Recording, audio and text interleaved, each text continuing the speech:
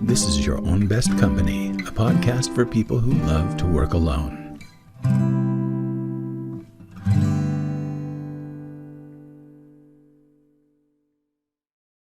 Hey there, everybody. Franklin Taggart here, and I am back in the same Zoom room as my good friend Jess Kotzer. I know that those of you who've listened to the show at all have heard her name several times before, and that is my intent here, is to get Jess in front of as many people as I possibly can, because I think she's brilliant. So, hi Jess, how are you? I'm good. That's a very lovely compliment. Thank you so much, Franklin. Well, I find our conversations inspiring, and I find the things that you experiment with and the things that you do and the things that you learn and teach are all just really fun. And so today we're going to be just kind of covering a whole bunch of bases. I don't know that there's one topic here, but there are many passions that are at work. And in our conversation that we had before I turned the recording button on, it's like everything that we talked about was interesting. Yeah, and I'm gonna hog as host this time around so that I Ah, can ask Franklin some questions too. Franklin, I think that what you do, like before we pressed record, we are talking about shorts and getting in front of video. You get in front of video every day, and yeah. you are so clear in your messaging. And I envy that because, as you know, I I'm all over the place. I get bored really easily. I want to collaborate, but then I've done it. So then I want to learn everything there is about something else. Yeah. Automation, definitely. It's just a nice big challenge for me, but it's hard to boil messages down to something that's clear and intuitive.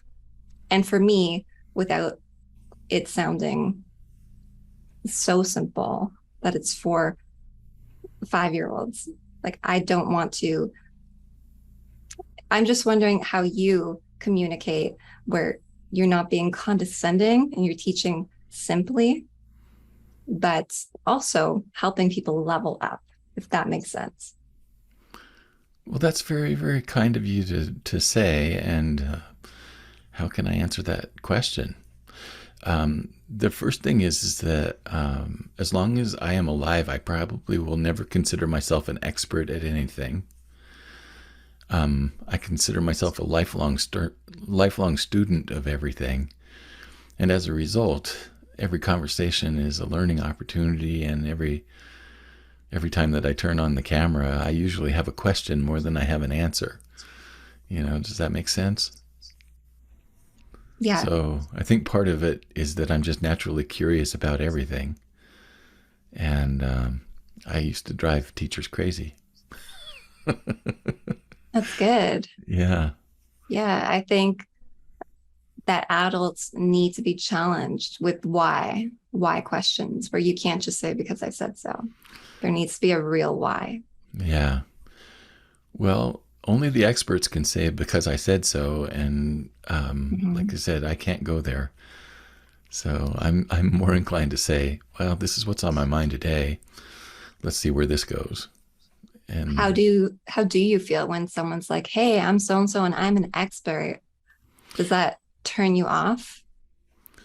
there have been a few situations where I've just said, yeah, okay, whatever.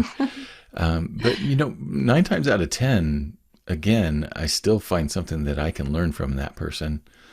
And if they want to think of themselves as an expert or a thought leader, that's their business, but it's not mine. Mhm. However, I do find that every time that I turn around, there's something valuable being offered, and I'm greedy, so I'm going to take advantage of it. Yeah. And with so many different offers, Yeah. in this noisy world, how do you decide what's worth it? Oh, that's a great question. Jess, the thing that I always look at is there are really, for me, usually about three things that go into every decision. And one of the main things is, am I really on a scale of 1 to 10, how much do I need this? Yeah. That's a question that I ask. It's like, and I pay attention to the scale. If it's above a 7, it's pretty serious. If it's between 4 and 6, then it's wait a week and see if there's still any, pull here. If it's Mhm. under 3 or less, no, it's I don't need this at all. So I can pass it by. So the first is the need scale, right? The second one is, what is this going to help me accomplish? What what goal is this helping me fulfill? And is it just because it's like a cool shiny object that I'm interested, or is it really going to fulfill something that matters to me, right? And then the third question that I always ask is that I'm going to spend money on this. Is there a better way to spend the money? Like, is the software solution really going to be the thing, or am I going to have to hire a coach to coach me through the software in order to get the most out of the software? So is it just this one investment that I'm making, or is this just the beginning of a series of investments that I'm making? And, I have to look at it that way. Yeah. And even in tech and software and entrepreneurship, we practice these rules of civility. Yeah. My friend Emma just launched a new website with her name as the brand. Yeah. And she said, you know what? I'm not going to buy the domain yet. It's just, in testing. I'm just going to use my personal email. What's Okay. the big deal? And she's kind of right. If people like you, it's okay if you use a personal email. Of course, like today, as you know, I launched a website, I bought the domain, but I was seriously thinking there really is no point to making certain purchasing decisions, like having your domain, your fancy domain, if you can just use the, website builders hosted domain. Yeah. Jess Kotzer.softer.app would be my previous domain, and that's fine. And I think going back to your rules for making a decision Yeah. in a noisy world, today I was thinking about when it's time to consume information and when it's time to execute. So once you've got everything out of what you were trying to learn, like Yeah. stop consuming content about it unless it's therapy. So I was thinking there's information, there's time to consume information, time to execute after you've figured it out, just do it. And if you need some therapy, that's okay too. If you Yeah. consume content as therapy, if you have a literal therapist or a private business coach to help you with the intuitive stuff and Yeah. getting comfortable with selling and imposter syndrome and that kind of stuff, that's okay. But to just be stuck in information, I think that's what makes us salty about Oh yeah. marketers and sellers and ourselves for being those people too. Did you and I talk about the resolution that I had at the beginning of this year? To make content every day. That was one of them, but there was Okay. another one that kind of ties into what you just said.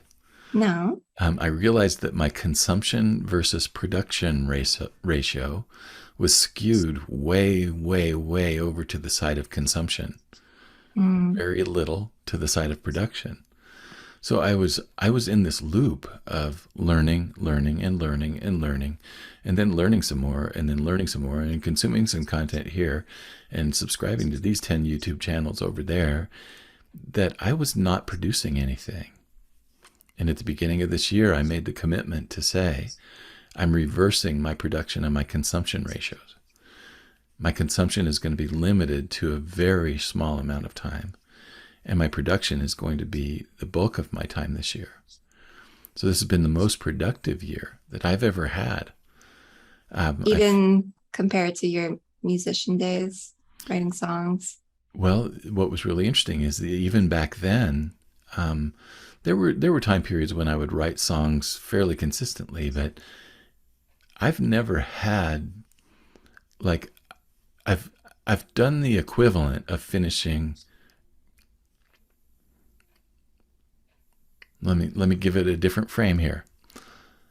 I've finished 3 courses this year, and they're all over 4 hours of video, right? And one of those courses is turning into a book, right? I also made the commitment to do a video slash podcast slash blog every day this year. That was the commitment at the beginning of the year. And so far I've stuck with it, and we're midway through October. I have no intention of interrupting my progress on that. I, in fact, enjoyed it very much. But what's really been fun is that I've taken transcriptions of all of those episodes that I've done, and there's at least one other book in there. Mm-hmm. So one of the things that's happening is, like, all of a sudden, you know, and I actually think, no, it was for another summit. It wasn't for the thing that we participated in earlier, but for another summit that I participated in early in the year, I didn't have a product to offer. All of my old products on social media and stuff like that were obsolete. So I had taken them down because they were not worth anything. So I didn't have anything to offer, and I got invited to speak for this summit. So I thought, what am I going to put out? You know, I've got a month to do it. What am I going to do? And I didn't have anything ready to go. Well, now, if I get an opportunity like that, I've got a half dozen things that I can now choose from to offer as a part of that deal. Yeah. So it's been just totally mind-blowing to me that the only thing that I needed to shift was the emphasis from consumption to production. Yeah, that's great. You kind of have your own e-commerce website now because Yeah, you have a weirdly. shop. People can window shop through all of these things that you offer. It's And it's weird. funny for that bundle, for Lynn's bundle we were both in, Yeah, that was a big motivation for me to put out some new products as well. So having yeah. those deadlines and that accountability with other people definitely helps when it comes to turning out a product really quickly. It's totally crazy. But I'm convinced now that that I was using learning as a way of avoiding It's so for way ironic. too long. Yeah, I just think about my university degree, my 4 years studying, God knows what. I don't even know anymore. I wrote a paper on whether King Louis XIV was a narcissist. Oh, Like, really? why? What was your degree in? International relations with a Okay. minor in writing. Yeah, so I took this long degree that I did not use. And then down the road, I went back to college for this technical boot camp, one of those new agey millennial colleges for app developers and full stack digital marketers. And it's a 3-month program. And they pump out tech workers, and companies just scoop you up right away because they know it's this boot camp where you're working from 9 to 9 every single day. And in those 3 months, I learned more than I learned in 4 years of university, which is hilarious. Just thinking about how much time it takes stuck in learning mode. And then I wonder about what that does to your brain as a child and then a young adult, to just be absorbing information forever, but not implementing, not doing co-ops, not working, not getting industry experience, just learning and studying and doing exams I for know for 18 years, for 25 years. isn't it just it's mind-boggling to think about it. But um, Yeah. my son right now is a junior in high school, and he's got one more year to go. And the thing that I look at with him, things haven't changed that much since I was in high school, which was several decades now ago. Um, but a lot has not changed in terms of the way that curriculum is presented. And I've always been a person, like, I remember back I don't know, maybe about 20 years ago, I was going through a career identity crisis. Do I still want to be a musician, or do I want to do something else? And one of the ideas that I had was, wouldn't it be fun to get a big van, um, and um, and work with a group of students who were really struggling with academics, just because they were, they had a difficult time, sitting still in class, or they were daydreamers and they were like really creative all the time. Wouldn't it be cool if I could get them into a van and we could go to all these different places around town and learn about the different, things that people are doing in different careers and different vocations and stuff like that, and then talk about what did they have to learn in order to be able to do that. Yeah. I've Then heard, then oh, it's go like people ahead. would have a context, right? They would have like, oh my gosh, now I understand why it's important to take algebra class. I've heard that in San Francisco, they have field trips in school where they go to Google and they go to different tech companies and see what happens behind the scenes. So you don't just go hang out with your dad on career day, which is Yeah. great. I did that and it was great. but but just to do those field trips that you only get in certain situations and certain institutions, but that we could be sharing that with kids at a younger age if Yeah. only public schools, even private schools, thought more about the children's future instead of just getting them to the next step in the ladder, right? Yeah.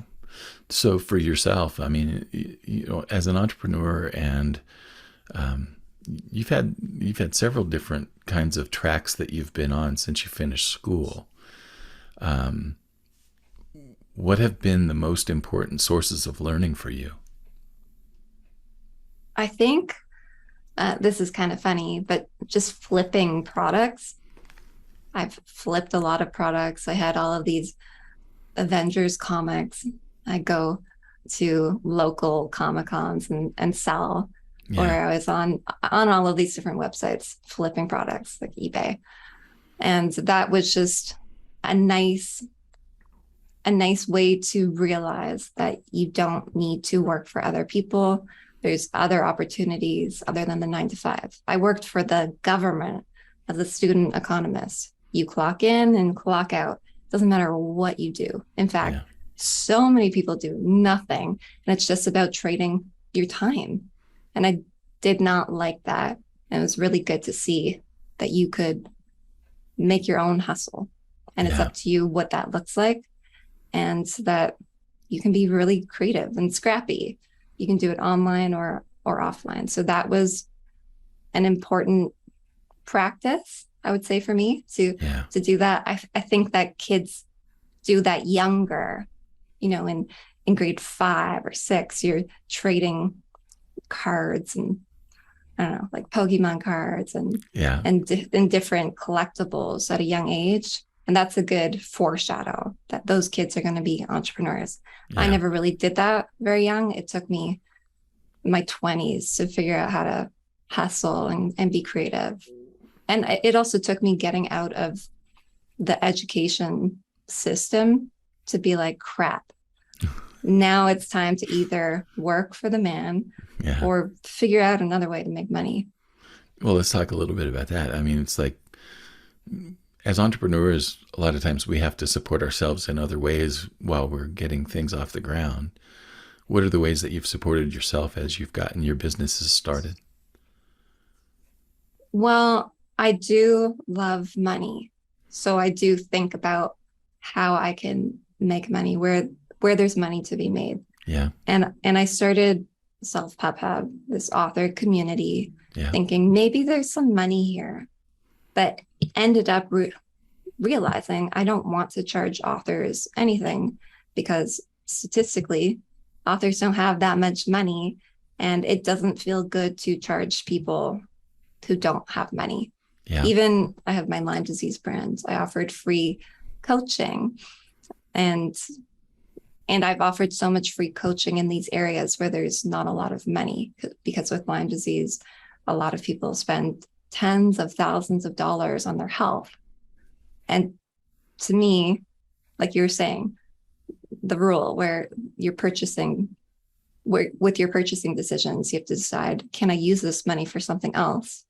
Well, Yeah. yeah, they could use that money for supplements and their health and surviving. So I think I've had to realize the hard way that that it's okay to belong in different communities without selling anything Yeah. and starting clubs and organizations as a service, as a volunteer service, rather than thinking I'm going to build this into a business.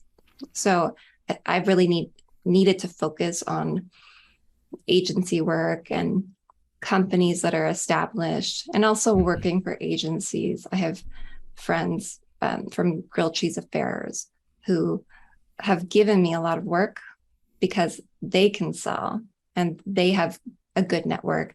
And I've been spoiled where I don't need to sell myself. Yeah. And it's only really recently that I've made my own brand and I need to start selling myself, which is so hard because I'm used to working with authors and Yeah. Lyme patients and giving everything away for free. And I will turn a conversation around where someone wants to hire me. I'm just like, I think you could do it on your own because I will avoid the sales conversation. So this is actually a pain point for me. And I've been supported financially by being lucky enough to do agency work, get white label work, that kind of stuff up That's until awesome. now. And you also, I mean, you've got a lot of skills that you can bring to the table. We've talked about automation in the past, being something that you feel like really, really Yeah. competent in, and it's something that you can bring to the table for an organization and help them get part of their process, or organized and automated, so that they don't have to hire for it. It's like, wow, big value there. But I'm curious now. It's like what I'm really excited about is this new announcement that you just brought forward today, that you're actually going to now have jesskotzer.com, and you are now bringing all of your activities together under your own personal brand. Now, what has been scary about that up until now? Ah, it's so funny. Back in marketing college, we were supposed to build a personal brand. And I thought that was narcissistic. And now, after starting Self Pub Hub, it's not just Lime, Sell with Collabs, Collabu Club, all these different brands, and just exhausting myself with 12 different emails, I've realized it would have been really helpful to have an umbrella brand where I'm just like, this is me. I don't know what I'm doing. I have these skills. If you like me, then we could work together instead of having to fit myself into different messages. And I'm not saying this is a good decision. I don't know. Yeah, It does make sense to have a brand, and then you can maybe build it up and turn it into a business where you can remove yourself and you're not the brand.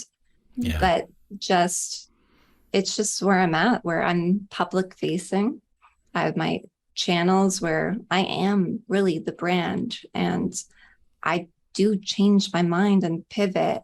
And I want to be able to be the brand so that my messaging can change. And it's okay. I don't need to yeah, make another website with the niche in my domain name, yeah. you Well, know. every one of those streams has to be managed, right? Yep. Well, Yeah, that was it's that a was lot. that was similar to my story. I just, every time that I had an idea, I was creating a whole new domain name, whole new website, whole new Twitter account, etc. And it just Yeah. became too much. And finally, I just said, I just don't have the bandwidth for this. I'm not doing anyone any good.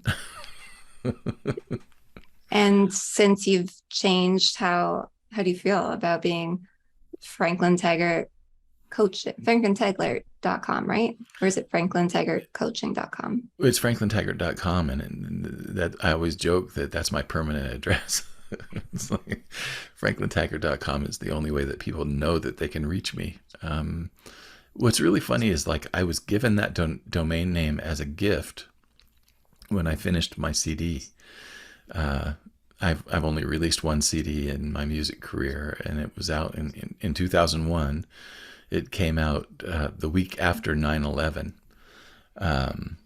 And I was living in the DC area at the time, but a group of friends came together, and at that time, the domain name per year was like $120 or something like that, 140. Hmm. And they all pulled their cash and bought me that domain name as a gift when my CD was released. Oh, that's And so nice.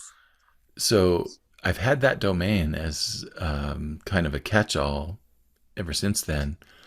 And I tried really hard to keep coaching and music going on underneath that domain, but ultimately found that I needed to split music off from that. So I started franklintaggart.music.com when I decided that coaching was going to be kind of an equal opportunity employer for me. So I made my franklintaggart.com just about coaching, and I made franklintaggart.music.com about music, and kept them separate. But what's been really interesting under my domain name is that no matter what people are searching for that's related to me, they always use my name to search. And so it makes sense that if they're searching for coaching and they know about me, that they're going to search for that. Yeah. And so I'm easy to find just under my name. And it's also made it very easy, if, as far as branding is concerned, that all I have to really be concerned about is, sharing my name with people and making that accessible. And being you. Yeah. And so when I go out, I don't have to, I can wear my flannel shirt and my weird glasses and my strange colored hats, and that's all a part of how people remember me. But the main thing that they remember above all else is my name. So it's a simplicity factor for me. It made everything easier to do it that way. So when I named my company, it was just Franklin Taggart Coaching.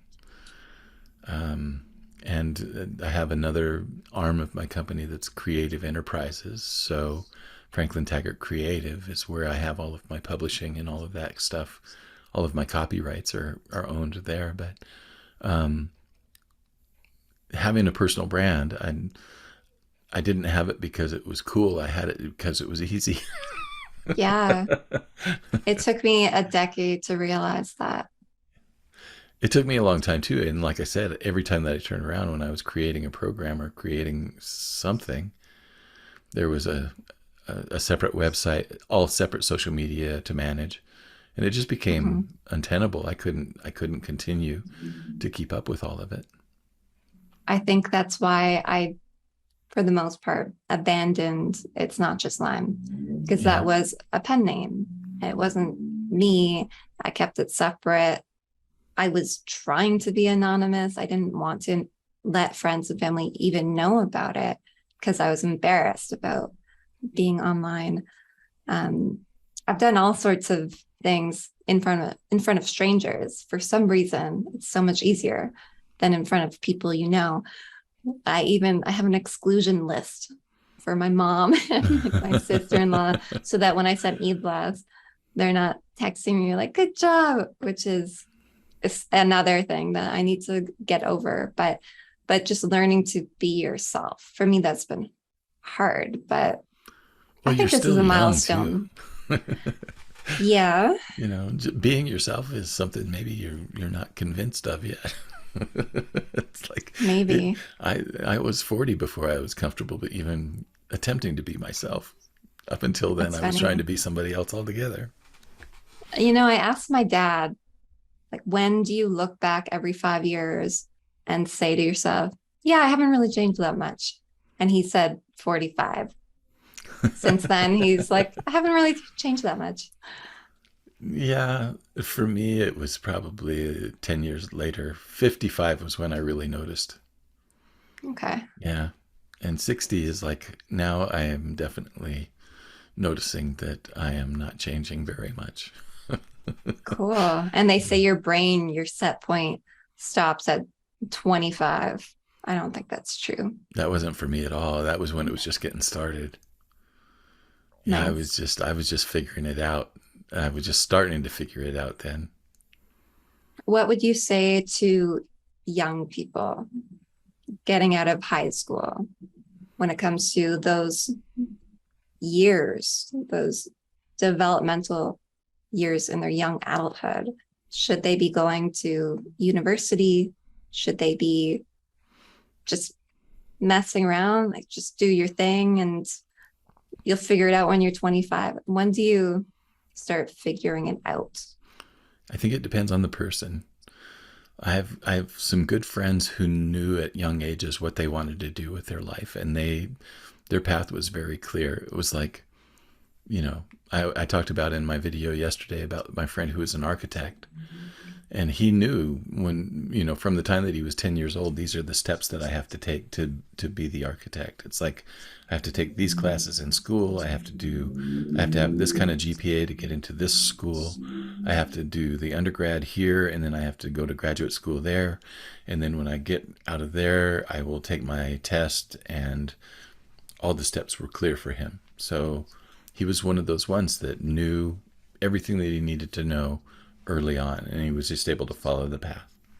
Oh, that sounds so nice. For some people, it is. For me, it sounded treacherous. And the path that I wanted was music. I wanted to be a musician, but I didn't, being a musician can mean a lot of things. And I knew, like, when I was probably, by the time that I was 11 and 12 years old, I was fixated on being a musician. It's like that's all I Okay. thought about. And I didn't even have my first guitar yet, but I was like, um, I was, my dad had a ukulele, and I would play that thing. It had like two strings on it. And I had some cousins that had a guitar in their closet that had like one string on it. But anytime that I was around an instrument like that, I was making things up with it. I was, you know, trying to figure out how to make a song on it. And then when I got my guitar, it was like, oh my God, that was the most consistent relationship that I had for the next 40 years. And now I look at music, and I think I wandered a lot before I figured out exactly what I could do. And it wasn't until I was almost 40 that I started making a living full time in music. Music was always a side hustle up until that point. It was something where I could play a recording session here or have a gig there. But I always tell people that there were two times in my life that I was a full time musician, and one of them was when I was in college because I was playing all the time in college. After I graduated from college, I had no idea how to have a career. So I just was putting it together in like little spits and, you know, never making it happen. But finally, when I was in my mid 30s, I just said, I've got to do this. And I was doing corporate consulting at that time. And that allowed me the freedom to be able to figure out what I needed to do to be a full-time musician. And when it ultimately happened, what I realized was that it was, first of all, it was entrepreneurship. Second of all, it was pulling together. It wasn't just one stream of revenue. It was 5 streams of revenue. So the main stream was actually teaching music, teaching guitar lessons. And then I was able to work out my schedule so that I could, teach 4 nights a week and have 2 nights a week available to take gigs. And then there was also music publishing and recording sessions and recording services and stuff like that. So when it was all said and done, my full-time music career was actually 5 different streams of Mm-hmm. income. And it was totally just entrepreneurship from beginning to end, you know. Had I known that when I was in college, had I been studying that when I was in college and being prepared for that, I think I would have had a much different career. I was talking to someone recently who does very well in the tens of millions of dollars a year, Yeah. and and telling him like I'm excited to get to where you're at, and he was like, well, like we're in different places, you're ahead in some ways. And I was like, how? Yeah. And he said he's a one trick pony. And I've kind of always wanted to be a one trick pony so that you don't have seven different businesses under you where every single one has its own systems and processes and automations that you need to set up. Yeah. But I also wonder if I got to that point where there's only one thing that I do, if I would be really bored.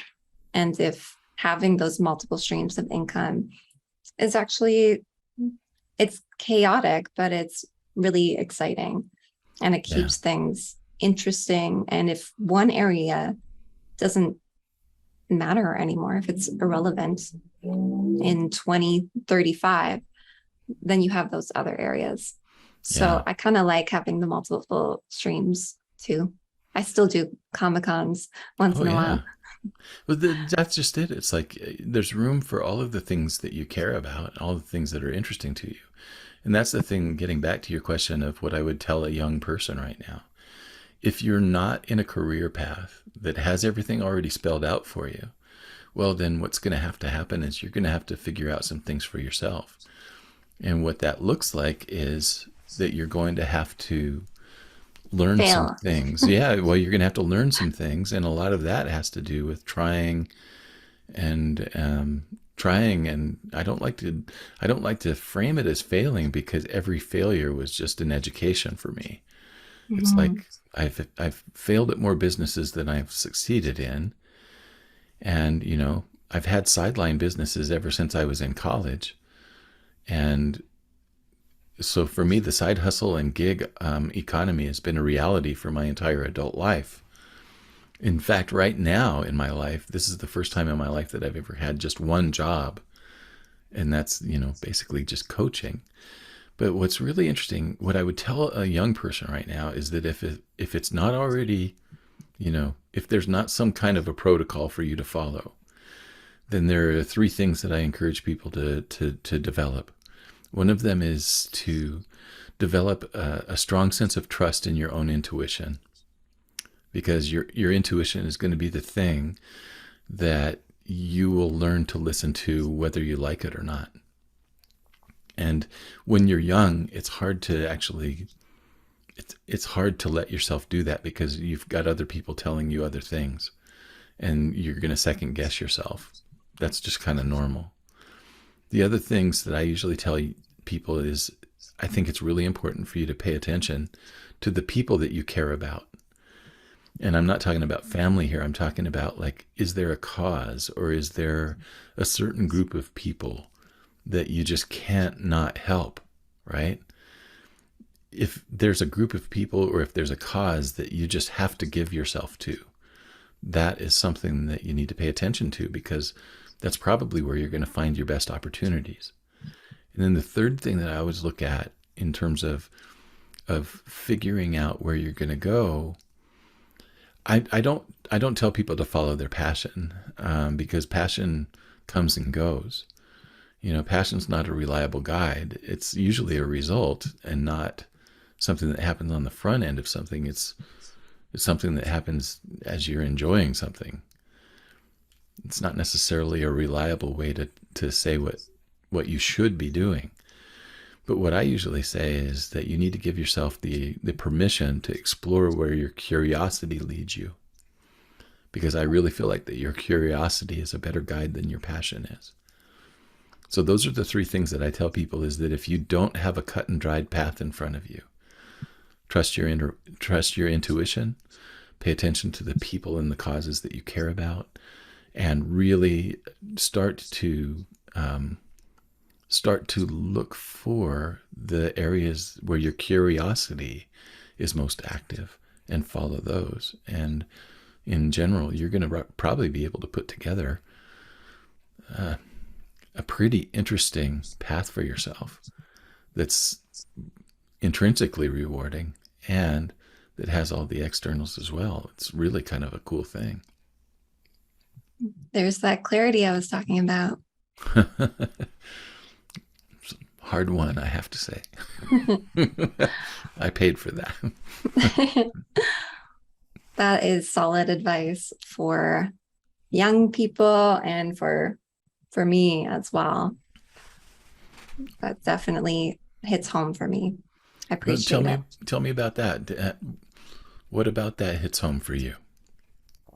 Intuition is hard to follow. I think we all have intuition as kids. Yeah. And then we have rules and we have authority telling us what to do. Even coaches, a lot of coaches will consult and tell you, here's the steps, here's the formula.